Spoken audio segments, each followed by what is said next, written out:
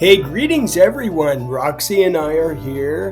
Why? Well, we want to celebrate the fourth graders, don't we? Yeah, it was conference time. We just had amazing conferences with so many parents, and we want to just celebrate the conference slideshow, which we're going to share with everybody, aren't we? Yeah, we are. So here we go. So to get ready for the conferences, the fourth graders all made their very own slideshow. It was a wonderful experience. We learned so much about technology and how to add backgrounds and how to get just the right color so it looked really good. And what it also did, though, was made students just reflect on where they're at. And so it turned out to be just a giant celebration. And so this happened to be Noemi's. She made a beautiful slideshow, and we started out with all the things that matter in life. Because you know what, fourth grade, it's a crossroads. We are getting them ready for life. Because in no time, the fourth graders are grown up, they're big, and if there's any time to get ready for life, hey, it's right now in fourth grade. And the cornerstone of it all is just the word focus. Focus is absolutely everything. Focus is the cornerstone of success. I mean, it honestly is. And so students on this continuum, they rated where they're at on the focus line. Like, are they way on the left where they don't do anything at all, no focus?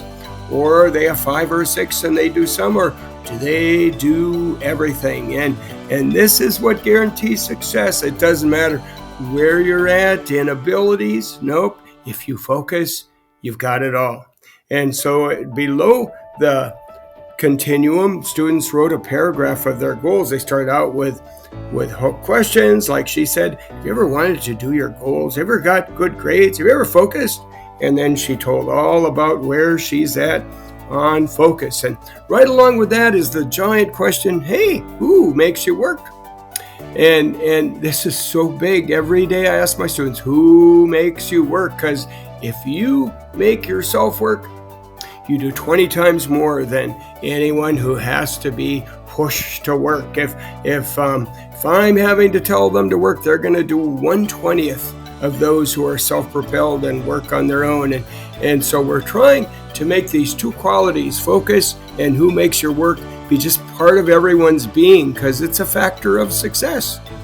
So if you think you're going to skedaddle out of work and that you're winning in doing that, oh no, you're not. And so I am so thrilled that so many fourth graders are figuring out that this is the key of life.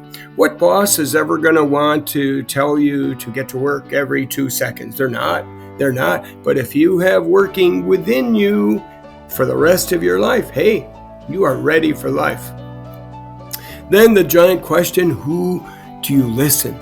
Do you listen? What do listeners do? Well, they decide they want to listen, and then they look at the person who's talking, and they think about what that person's saying, and they respond to it. And listening is everything. So where on that continuum are we all at on the listening scale? A huge factor of success in life. And then drama. Drama is so huge. We talk as fourth graders all the time about how do you avoid drama. Some people are in the middle of drama all the time. Oh my gosh, they're just in the middle of bickering and tattling all the time. And what we're learning to do is, hey, you know what?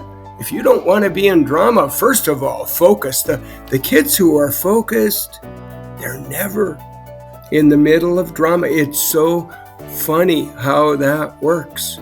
But what do they do? What do they do to not be in the center of drama that sucks the life right out of the room? They ignore it. They ignore all the junk that's going on around them because they're focused. And so one of the best things you can do, hey, ignore it. Walk away. Definitely tell if something bad is happening, but there's a lot of things in life we could ignore. Another good thing is, hey, give out bad. Sometimes people, they kind of poke the bear and then they're shocked. Oh my gosh, look what happened to me. Well, you were part of that drama. So trying to snuff out drama is a huge learning in fourth grade. And if you want a successful life, you're not going to be in that cesspool of drama. No, you are not. And then being ready for the day.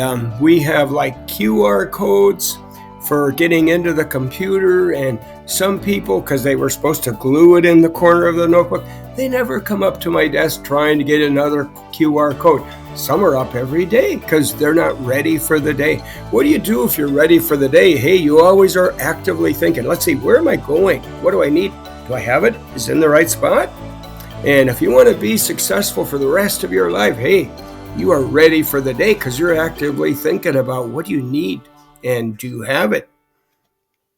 Then in reading, I love to teach reading. I love to rescue kids who can't read and make them become readers because it's a cornerstone of success in life as well. And so we do a lot on phonics, decoding up to 5-syllable words using just 2 simple dividing strategies. Fluency, comprehension are all important. So students have a score in phonics on their conference slideshow and see the 2 words down below, manifestation and restitution. Yep, we're learning to divide words like that into syllables so we don't look at the first letter and make tossed salad out of all the other letters because you can't leave 4th grade guessing at what words are. So a huge part of reading is just fluency. It's like having the phonics together so you're not struggling on words, but it's driven by sense. You know, you're always thinking sense. You're always thinking what you know. You stop at the periods. And so reading fluency is such a big part of reading. And then comprehension. We have an amazing program. It's called Common Lit. And it's where we're always finding the proof. You don't ever answer a question if you can't tell why. And so the kids have grown so far in that, and that's kind of the biggest piece of reading that we're aiming for. And so their Common Lit comprehension scores are on the slideshow. But then writing. Hey, we do advanced writing. I don't know if you remember from the beginning of the year where everyone's version of an essay was a 1 little tiny paragraph, thinking, yep, that's it, I'm done, teacher. Well, no, we do advanced writing where our goal is to engage with the reader. Businesses want people that can communicate, and when you can communicate in your writing, you can also do it in verbal conversations as well. And so we start our essays out with a background hook. Background hook gives the reader a picture, makes the reader want to read it. And then we do the main idea question hook. Instead of a boring telling main idea, kids write questions that snare the reader in and just clobber the main idea.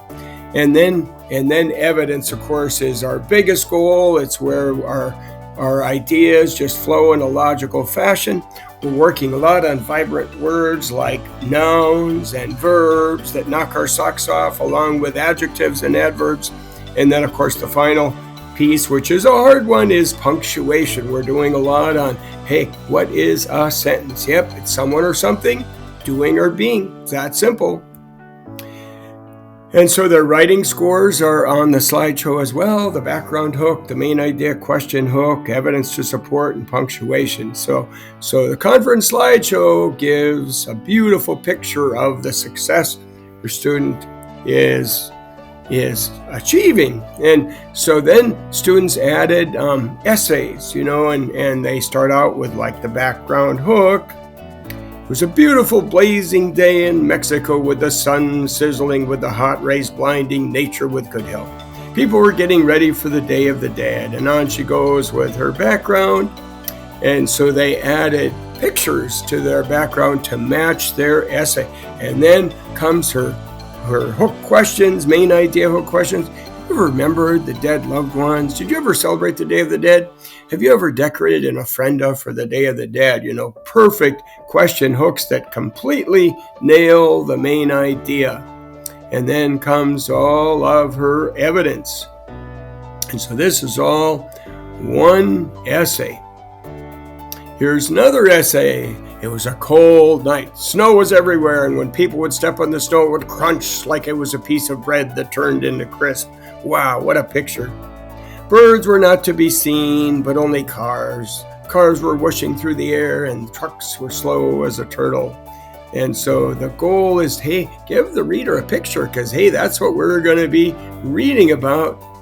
And then her whole questions: have you ever found a stray animal and cared for it? Have you ever seen a cat or unknown animal that was kind of hidden but found it? Did you ever help someone or something? And totally nailing the main idea. And there comes all of her beautiful evidence. The fourth graders have come so far in all of these things. Focus, pushing yourself to work, listening, being ready for the day, and reading and writing. And so every day our goal is to celebrate. In fact, when we write, we do one type of paragraph at a time, and then kids beg to have their writing go on the screen. And when we show off their writing, everybody learns, oh yeah, that's what good writers do? Yeah, that is. So the whole year is kind of push and celebrate. We push to accomplish, and then we celebrate like crazy. So fourth grade, hey, we've come a long ways, and we have 2/3 of the year left. Can you imagine how far we're going to go? So I'm going to be sending a link to each fourth grader's conference slideshow to you on Dojo, and take time at night, whether you were at the conference or not, to celebrate it with your fourth grader. Yahoo, everybody.